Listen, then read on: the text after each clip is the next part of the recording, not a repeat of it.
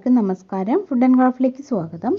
ഇന്ന് ഞാൻ വന്നിട്ടുള്ളത് എല്ലാവർക്കും തന്നെ വളരെ സിമ്പിളായിട്ട് ഉണ്ടാക്കാൻ പറ്റിയിട്ടുള്ള പഞ്ഞി പോലത്തെ ഒരു ചോക്ലേറ്റ് കേക്കിൻ്റെ റെസിപ്പി ആയിട്ടാണ്. അപ്പോൾ നമ്മളിത് ചെയ്യുന്നത് ഗോതമ്പ് പൊടിയൊക്കെ വെച്ചിട്ടാണ്.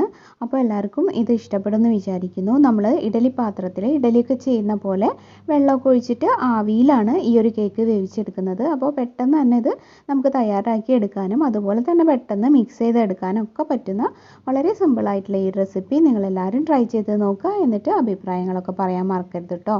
അപ്പോൾ ഇന്നത്തെ ഈ ഒരു കൊച്ചു റെസിപ്പിയിലേക്ക് പോവാം. അപ്പോൾ ഈ ഒരു കേക്ക് ഉണ്ടാക്കാനായിട്ട് ഞാൻ ആദ്യം ഒരു ഡ്രൈ ആയിട്ടുള്ള ബൗൾ എടുക്കുകയാണ്. എന്നിട്ട് അതിലേക്ക് 2 മുട്ട പൊട്ടിച്ചൊഴിക്കുകയാണ് കേട്ടോ.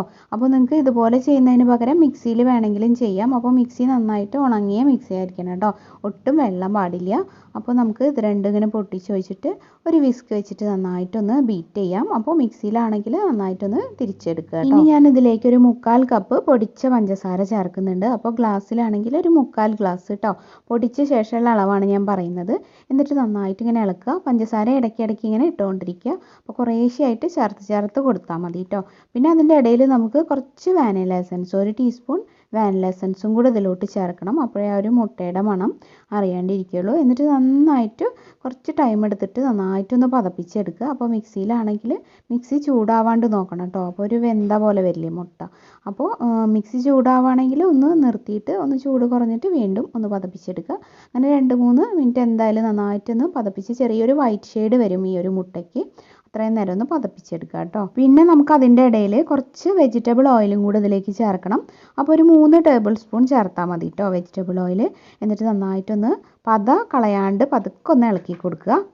ഇനി നമുക്ക് ഇതുപോലെ കുറച്ച് ഗോതമ്പ് പൊടി എടുക്കാം. അതൊരു 1/4 ഗ്ലാസ് ഗോതമ്പ് പൊടിയും ബാക്കി കൊക്കോ പൗഡറും കൂടിയിട്ടാണ് ഞാൻ എടുക്കുന്നത് കേട്ടോ. അപ്പോൾ ഞാൻ 1/4 ഗ്ലാസ് ഗോതമ്പ് പൊടിയും ബാക്കി കൊക്കോ പൗഡറായിട്ട് എടുത്തിട്ടുണ്ട്. അപ്പോൾ കൊക്കോ പൗഡർ ഇല്ലെങ്കിൽ നല്ലൊരു ചോക്ലേറ്റ് ഫ്ലേവറുള്ള ബിസ്ക്കറ്റ് പൊടിച്ചിട്ട് അതിൻ്റെ പൊടി ചേർത്താലും മതി കേട്ടോ. അല്ലെങ്കിൽ ബൂസ്റ്റോ എന്താണ് ഇടയിൽ ഉള്ളതെന്നുണ്ടെങ്കിൽ അതെടുക്കാം. ഞാനിപ്പോൾ ഇതൊരു അരിപ്പയിലേക്ക് ഇട്ട് കൊടുക്കുന്നുണ്ട്. പിന്നെ ഇത്രയ്ക്ക് കൊക്കോ പൗഡർ വേണ്ടെങ്കിൽ കുറച്ചിട്ട് കുറച്ചും കൂടി ഗോതമ്പ് പൊടിയാണെങ്കിൽ എടുക്കാം. ടോട്ടലായിട്ട് 1 ഗ്ലാസ് എടുത്താൽ മതി കേട്ടോ. ഇതൊരുവിധം നന്നായിട്ട് ചോക്ലേറ്റ് ടേസ്റ്റ് വരും. പിന്നെ നമ്മുടെ കേക്ക് നല്ല സോഫ്റ്റ് ആവാൻ 1 ടീസ്പൂൺ ബേക്കിംഗ് പൗഡറാണ് ഞാൻ ചേർക്കുന്നത്.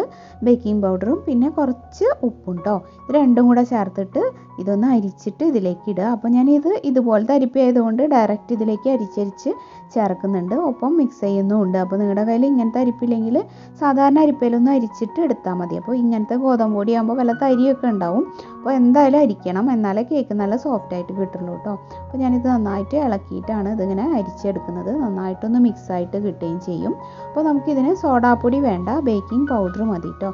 ഇനിയപ്പോൾ നിങ്ങളുടെ കയ്യിൽ ബേക്കിംഗ് പൗഡർ ഇല്ലെങ്കിൽ ബേക്കിംഗ് സോഡയും വിനീഗറും കൂടെ മിക്സ് ചെയ്തിട്ട് ചേർത്താൽ മതി. അപ്പോൾ ഒരു 1/2 ടീസ്പൂൺ ബേക്കിംഗ് സോഡയും പിന്നെ 1 ടീസ്പൂൺ വിനാഗിരിയും കൂടെ മിക്സ് ചെയ്തിട്ട് ചേർത്താൽ മതിയാവും. അപ്പോൾ ഞാൻ ഇതിലേക്ക് കുറച്ച് തിളപ്പിച്ചാറിയ പാലും കൂടെ ചേർക്കുന്നുണ്ട്. അപ്പോൾ ഈ പാലിനൊട്ടും ചൂട് പാടില്ല. പാലിന് മാത്രമല്ല എല്ലാ സാധനങ്ങളും റൂം ടെമ്പറേച്ചർ ഉള്ളതായിരിക്കണം കേട്ടോ കേക്ക് ഉണ്ടാക്കുമ്പോൾ. അതെല്ലാവർക്കും അറിയാമെന്ന് വിചാരിക്കുന്നു. അപ്പോൾ എനിക്ക് ടോട്ടലായിട്ട് ഒരു 1/4 ഗ്ലാസ് പാലേ വേണ്ടി വന്നുള്ളൂ. അപ്പോൾ നിങ്ങൾ നോക്കിയിട്ട് ചേർത്താൽ മതി. അപ്പോൾ കൂടുതലാവരുത് കേട്ടോ ലൂസ്. അപ്പോൾ എനിക്ക് കുറച്ചൊന്ന് ലൂസ് പോലെ തോന്നി. അപ്പോൾ നിങ്ങൾ ചേർക്കുമ്പോൾ നോക്കിയിട്ട് കുറച്ചായിട്ട് പാല് ചേർത്താൽ മതി. അപ്പോൾ ഇത് ഉണ്ടാക്കാനായിട്ട് ഞാൻ ഇതുപോലത്തെ കൊച്ചു പാത്രങ്ങൾക്ക് താഴെ ബട്ടർ പേപ്പറൊക്കെ ഇട്ട് സെറ്റാക്കിയിട്ടുണ്ട്. അപ്പോൾ ഇങ്ങനെ ചെയ്യണമെന്നില്ല, വെറുതെ ഓയിലൊന്ന് തടവി കൊടുത്താലും മതി. നമ്മൾ ഇഡലി ഉണ്ടാക്കില്ലേ അതേപോലെ തന്നെ. ഞാനിപ്പോൾ ഒന്ന് കറക്റ്റായിട്ട് വിട്ട് പോരാൻ ബട്ടർ പേപ്പർ ഇട്ടു എന്നേ ഉള്ളൂ. അപ്പോൾ ഇഡലി തട്ടിൽ നിങ്ങൾ ചെറുതായിട്ടൊന്ന് ഓയിൽ തടവിയിട്ട് ഇതുപോലെ മാവ് ഒരു 1/4 ഭാഗത്തോളം ഒഴിച്ചു കൊടുത്താൽ മതി കേട്ടോ. കണ്ടോ, എൻ്റെ മാവ് കുറച്ചൊന്ന് ലൂസായി. അപ്പോൾ നിങ്ങൾ ചെയ്യുമ്പോൾ ഇത്രയ്ക്ക് ലൂസ് ആവണ്ട കേട്ടോ. ഇഡ്ഡലി ബാറ്ററിൻ്റെ ആ ഒരു പരുവത്തിൽ ചെയ്താൽ മതി. അപ്പോൾ പാലൊഴിക്കുമ്പോൾ ശ്രദ്ധിക്കുക. അപ്പോൾ ഈ ഒരു സമയത്ത് നമ്മൾ ഇഡലി പാത്രം വെള്ളമൊക്കെ ഒഴിച്ചിട്ട് നന്നായിട്ടൊന്ന് ചൂടാവാനായിട്ട് വെച്ചിട്ടുണ്ടാവണം കേട്ടോ. അപ്പോൾ ഇത് നമ്മൾ ഒഴിച്ച് വരുമ്പോഴേക്കും അത് ചൂടാവുമല്ലോ. അപ്പോൾ വെയിറ്റ് ചെയ്യേണ്ട ആവശ്യമില്ലല്ലോ. പിന്നെ അതുപോലെ ഇഡലി പാത്രത്തിൻ്റെ ആ ഒരു മൂടിയിൽ ഒരു തുണി കവർ ചെയ്തെടുക്കുന്നത് നല്ലതാണ്. ഒട്ടും തന്നെ വെള്ളം ഈ ഒരു കേക്കിലേക്ക് വീഴാണ്ടിരിക്കാൻ ഏതെങ്കിലും ഒരു കട്ടിയുള്ള നല്ല വൃത്തിയുള്ളൊരു തോർത്തെടുത്തിട്ട് അത് കവർ ചെയ്തെടുത്താൽ മതി, കോട്ടൻ്റെ. അപ്പോൾ അല്ലെങ്കിൽ തുണിയോ എന്തായാലും മതി കേട്ടോ. അതുപോലെ ഞാനിപ്പോൾ എല്ലാ പാത്രങ്ങളും ഒന്നിങ്ങനെ ടാപ്പ് ചെയ്ത് കൊടുത്തു, എയർ ബബിൾസൊക്കെ പോകാനാണ്. എന്നിട്ട് പിന്നെ ഒരു സ്ക്യൂർ വെച്ചിട്ട് ജസ്റ്റ് ഒന്ന് ഇളക്കിയും കൂടെ കൊടുത്തു. അപ്പോൾ ഉള്ളിലുള്ള എയർ ബബിൾസ് ഫുള്ളായിട്ട് പോവും. നല്ല ടെക്സ്ചറിൽ കേക്ക് കിട്ടും കേട്ടോ. ഇനി നമുക്കിത് വേവിക്കാൻ വയ്ക്കാം. അപ്പോൾ വെള്ളമൊക്കെ നന്നായിട്ട് ചൂടായിട്ടുണ്ട്. ഇനി നമ്മുടെ പാത്രങ്ങളൊക്കെ ഇതിലേക്ക് ഇറക്കി വയ്ക്കാം.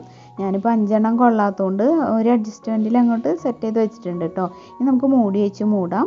ആദ്യത്തെ 5 മിനിറ്റ് ഹൈ ഫ്ലെയിമിലും പിന്നെ ഒരു മീഡിയം ഫ്ലെയിമിൽ വെച്ചിട്ട് വേവിക്കുക കേട്ടോ. ഒരു 15 അല്ലെങ്കിൽ 20 മിനിറ്റ് നിങ്ങളുടെ ഫ്ലെയിമിനനുസരിച്ചിട്ട് വ്യത്യാസം വരും. ഇതേ നമ്മുടെ കേക്ക് നന്നായിട്ട് വെന്തിട്ടുണ്ട്. ഒരു സ്ക്വയർ വെച്ച് ജസ്റ്റ് ഒന്ന് കുത്തി നോക്കുക. ക്ലീൻ ആയിട്ട് കിട്ടിയാൽ നമുക്കിത് പുറത്തേക്ക് എടുക്കാം കേട്ടോ. നല്ല സോഫ്റ്റ് ആയിട്ടുണ്ട്. അപ്പോൾ ദേ നമ്മുടെ കേക്കിനെ ഞാനിവിടെ പുറത്തോട്ട് എടുത്തിട്ടുണ്ട്. ഇനി ഇതിൻ്റെ ഉൾഭാഗമൊക്കെ എങ്ങനെയുണ്ടെന്ന് നമുക്ക് നോക്കാം. ഞാനിപ്പോൾ ദേ ഇതുപോലെ ഇങ്ങനെ പ്രസ് ചെയ്യുമ്പോൾ കണ്ടില്ലേ, നന്നായിട്ട് ഇങ്ങനെ പഞ്ഞി പോലെയാണ് ഇരിക്കുന്നത്. അപ്പോൾ നമുക്കിനി ഇതൊന്ന് പൊട്ടിച്ചിട്ടും കൂടെ നോക്കാം കേട്ടോ, ഉള്ളിലത്തെ ടെക്സ്ചർ നിങ്ങൾക്ക് അറിയാൻ വേണ്ടിയിട്ട്. അപ്പോൾ ഇതിൻ്റെ ബാക്കിൽ നിന്ന് ഞാനിത് ഇതുപോലെ ബട്ടർ പേപ്പറൊക്കെ ഊരി എടുക്കുകയാണ്. ബട്ടർ പേപ്പർ ഇല്ലെങ്കിലും ഒരു കുഴപ്പമില്ല. പിന്നെ ബട്ടർ പേപ്പർ ഉണ്ടെങ്കിൽ കറക്റ്റ് ആ ഒരു നല്ല സുഖമായിട്ട് ഇങ്ങോട്ട് പോരും. അതുകൊണ്ടാണ് കേട്ടോ. കണ്ടില്ലേ, ഇത് പൊട്ടിക്കുമ്പോൾ ഇതിൻ്റെ ഉൾഭാഗമൊക്കെ നല്ലൊരു കപ്പ് കേക്കിൻ്റെ ആ ഒരു ഉൾഭാഗം പോലെ തന്നെയാണ്. നമുക്കിങ്ങനെ പൊട്ടിക്കുമ്പോഴേക്കും ഇങ്ങനെ പൊടിഞ്ഞു പോരുന്ന പോലെ ഒരു സോഫ്റ്റ്നെസ്സും ഉണ്ട് കേട്ടോ. എല്ലാവരും ഇത് എന്തായാലും ട്രൈ ചെയ്ത് നോക്കണം. എന്നിട്ട് നിങ്ങളുടെ അഭിപ്രായങ്ങളൊക്കെ അറിയിക്കണം. അപ്പോൾ നമുക്ക് ഇഡ്ഡലി പാത്രത്തിൽ ഇഡ്ഡലി വേവിക്കുന്ന പോലെ വേണമെങ്കിൽ വേവിക്കാം. പിന്നെ താഴെയും അടിയിലും വെക്കരുത് കേട്ടോ. അപ്പോൾ അടിയിലത്തെ തട്ടിലേക്ക് മുകളിലത്തെ വെള്ളം വീഴില്ലേ, അതുകൊണ്ട് ഒരു തട്ടിലേ നമുക്ക് ഇങ്ങനെ ചെയ്യുമ്പോൾ വേവിക്കാനായിട്ട് പറ്റുള്ളൂ. ഇഡ്ഡലി പാത്രത്തിൽ വെച്ചിട്ട് ഇഡ്ഡലി തട്ടിൽ വേവിക്കുമ്പോൾ അപ്പോൾ അത് ശ്രദ്ധിക്കുക എല്ലാവരും. അല്ലെങ്കിൽ നമുക്ക് സ്റ്റീൽ ഗ്ലാസ്സിൽ വേണമെങ്കിൽ സ്റ്റീൽ ഗ്ലാസ്സിലും ഇതുപോലെ ചെയ്യാം. അപ്പോൾ കുറച്ച് കുഴിയുള്ളതാകുമ്പോൾ കുറച്ചുകൂടെ ഒരു ടൈം എടുക്കുന്നേ ഉള്ളൂ വേവാനായിട്ട്. അപ്പോൾ എല്ലാവരും ട്രൈ ചെയ്ത് നോക്കുക. എന്നിട്ട് നിങ്ങളുടെ അഭിപ്രായങ്ങളൊക്കെ അറിയിക്കുക. നിങ്ങൾ ചെയ്ത് നോക്കിയിട്ടുള്ള ആ ഒരു കേക്കിൻ്റെ ഇമേജസൊക്കെ എനിക്ക് അയച്ചു തരണമെന്നുണ്ടെങ്കിൽ myfoodandcraft2018@gmail.com എന്നുള്ള ആ ഒരു മെയിൽ ഐഡിയിലേക്ക് അയച്ചു തരിക. അല്ലെങ്കിൽ നമ്മുടെ ഫേസ്ബുക്ക് പേജിലേക്ക് അയച്ചു തന്നാലും മതി കേട്ടോ. കുറേ പേരൊക്കെ എനിക്ക് അയച്ചു തരാറുണ്ട്. അത് കാണുമ്പോൾ ഒരുപാട് സന്തോഷം. എൻ്റെ റെസിപ്പീസ് ട്രൈ ചെയ്തിട്ട് സക്സസ് ആകുമ്പോൾ നമുക്കൊരു സന്തോഷമല്ലേ. അപ്പോൾ ഇന്നത്തെ വീഡിയോ നിങ്ങൾക്ക് എല്ലാവർക്കും ഇഷ്ടമായെന്ന് വിചാരിക്കുന്നു. വീഡിയോ ഇഷ്ടമായാൽ എന്തായാലും ഇതിന് താഴെയുള്ള ലൈക്ക് ബട്ടൺ ഒന്ന് പ്രസ് ചെയ്യാതിരിക്കരുത്. അതുപോലെ ഇത് നിങ്ങളുടെ ഫ്രണ്ട്സും റിലേറ്റീവ്സും ഒക്കെ ആയിട്ടൊന്ന് വാട്സപ്പിലൂടെയും ഫേസ്ബുക്കിലൂടെയും ഒക്കെ ഒന്ന് ഷെയർ ചെയ്യുക. അതുപോലെ പുതുതായിട്ട് ആരെങ്കിലും നമ്മുടെ ചാനൽ ഇപ്പോൾ കാണുന്നുണ്ടെങ്കിൽ ഒന്ന് സബ്സ്ക്രൈബ് ചെയ്തിട്ട് നമ്മുടെ ഫാമിലിയിൽ ജോയിൻ ചെയ്യുക കേട്ടോ. സബ്സ്ക്രൈബ് ചെയ്യുമ്പോൾ ബെല്ലൈക്കൺ ക്ലിക്ക് ചെയ്യുക. ഓൾ എന്നുള്ളൊരു ഓപ്ഷനും എനേബിൾ ആക്കുക. അപ്പോൾ ഞാൻ വീഡിയോസ് ഇടുമ്പോൾ കറക്റ്റായിട്ട് നോട്ടിഫിക്കേഷൻസ് കിട്ടും. പിന്നെ എന്താണെന്ന് വെച്ചാൽ ഇതുപോലത്തെ ഒരുപാട് കേക്കിൻ്റെ വീഡിയോസ് ഞാൻ ഓൾറെഡി ചെയ്തിട്ടുണ്ട്. അപ്പോൾ പുതുതായിട്ട് കാണുന്നവർക്ക് അത് അറിയില്ലല്ലോ. അപ്പോൾ ഒന്ന് നോക്കിയാൽ മതി. മാർബിൾ കേക്ക്, അതുപോലെ ബിസ്ക്കറ്റ് വെച്ചിട്ടുള്ള മാർബിൾ കേക്ക് ഒക്കെ ചെയ്തിട്ടുണ്ട്. അപ്പോൾ കൊക്കോ പൗഡർ ഇല്ലാത്തവരാണെങ്കിൽ അതുപോലത്തെ ചെയ്യാമല്ലോ. അപ്പോൾ നിങ്ങൾക്ക് അതൊക്കെ ഒന്ന് ചെക്ക് ചെയ്യാം കേട്ടോ. നമ്മുടെ വീഡിയോസിൽ അതൊക്കെ ഉണ്ട്. അതുപോലെ ക്രാഫ്റ്റ് ഞാൻ കഴിഞ്ഞ ദിവസം ഫ്യൂസായ ബൾബ് വെച്ചിട്ടും അതുപോലെ കാലിയായിട്ടുള്ള ഐസ്ക്രീം ബോൾസ് ഇല്ലേ, അതൊക്കെ വെച്ചിട്ട് ചെയ്തിട്ടുണ്ടായിരുന്നു.